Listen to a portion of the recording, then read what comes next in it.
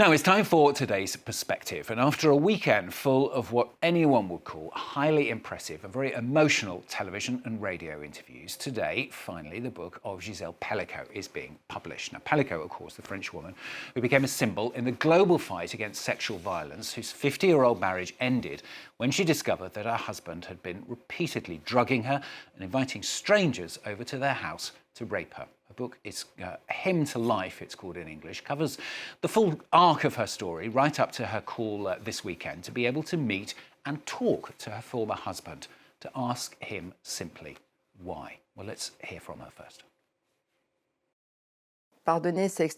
No, forgiveness is extremely difficult, but I don't want to live in hatred. I do need to speak with him, and it will also be to say goodbye. I think my mission was to give others hope, that even after hardship, you can rise again and choose happiness. I think that was my mission.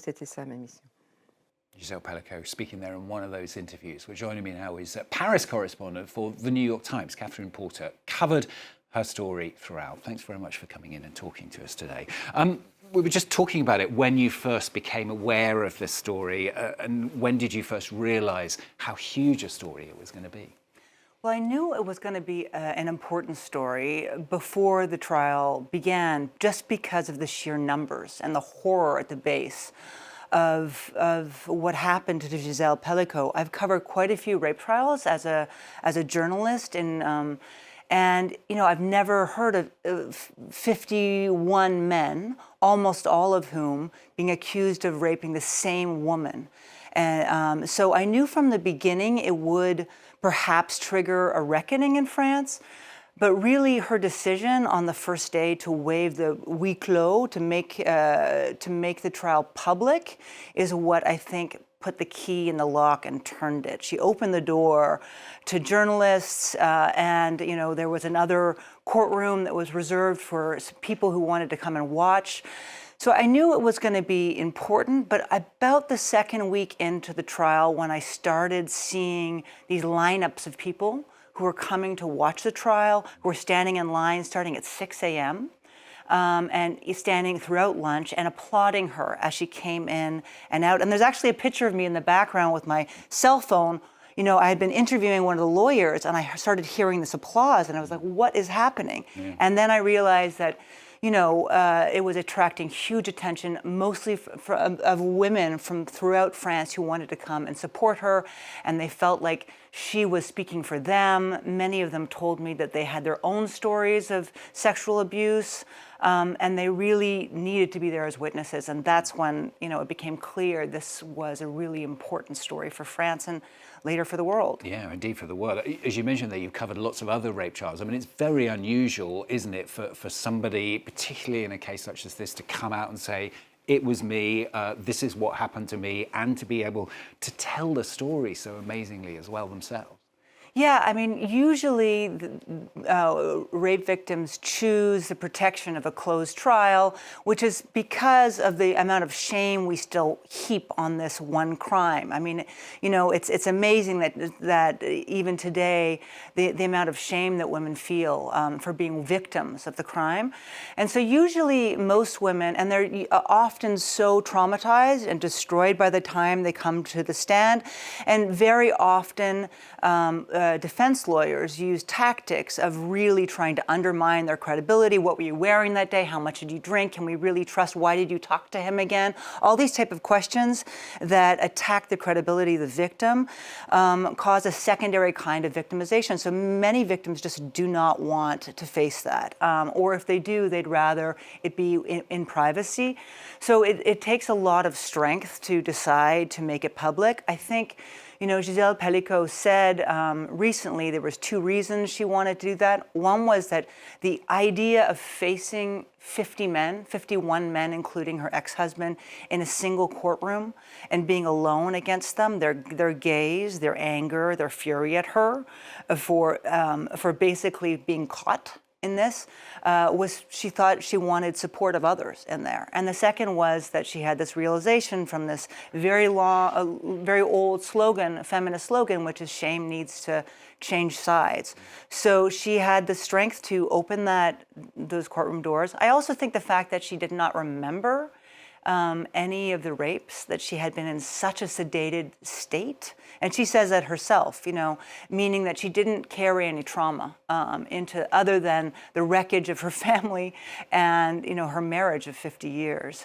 But she didn't, she wasn't worried about reminders of what had happened to her. You gave us a bit of an insight there about what it must have been like for Gisèle Pelicot being in that courtroom. I mean, what was it like for people like yourself as well? I mean, you were coming across this evidence, a lot of it for the first time, listening to her husband, listening to some of the other 50 men who were involved in this as well. I mean, it must have been shocking to sit there and hear what had happened and hear them trying to defend themselves.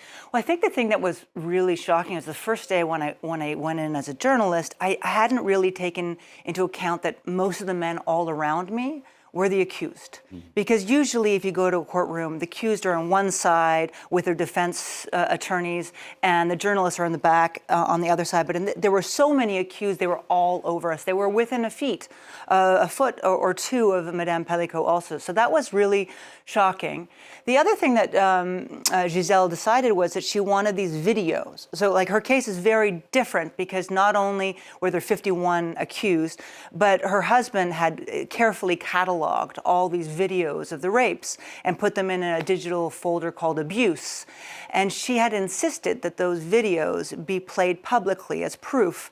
And so you would be sitting in this room watching, looking at the accused and watching a very quiet rape scene.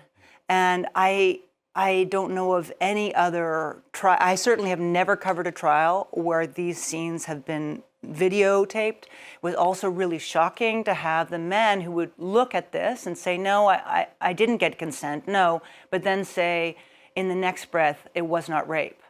There was a real denial and a misunderstanding of what is rape.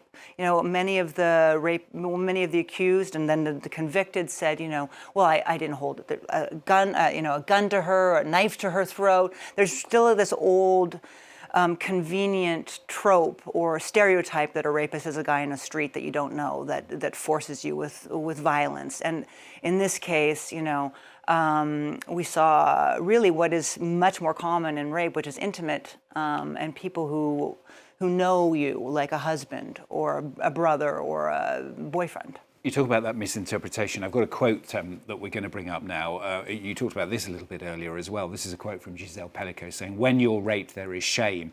It's not for us to have shame, it's for them. I mean, that's the sort of the crux, isn't it, in a way, about what this whole trial has been about and what it may mean for the future. Do you think, though, that it will really have an impact in the future? Or do you think in 5-10 years' time, everyone will have forgotten the name Gisèle Pelicot?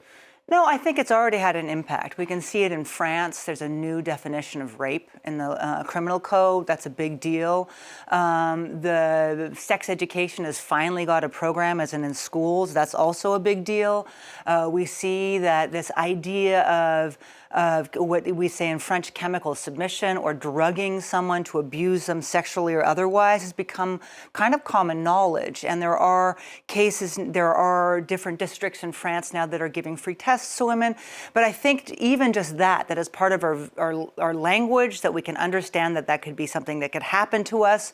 I think that there has been definitely a shift, and we'll see, certainly after this, way more women started speaking openly. We saw that during Me Too too, but I think, like she says, this is not a huge change, but it's certainly a change, and it's one chink in a long road to equality for women, I think. Just got 30 seconds to ask you, what's your opinion of her? What's she like, Gisèle Pelicot?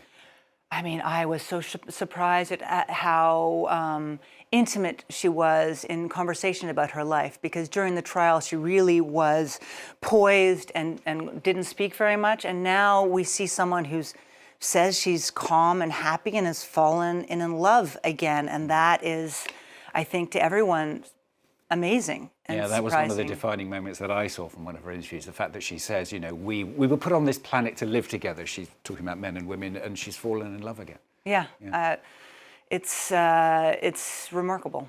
Okay. Well, great to have you with us on the programme today to sum it all up for us. From the New York Times, Catherine Porter, who covered the story of Gisèle Pelicot throughout. And as you can see, the book is out today after that long run of interviews that she's done over the weekend to make the points that obviously she wanted to make. Thanks very much.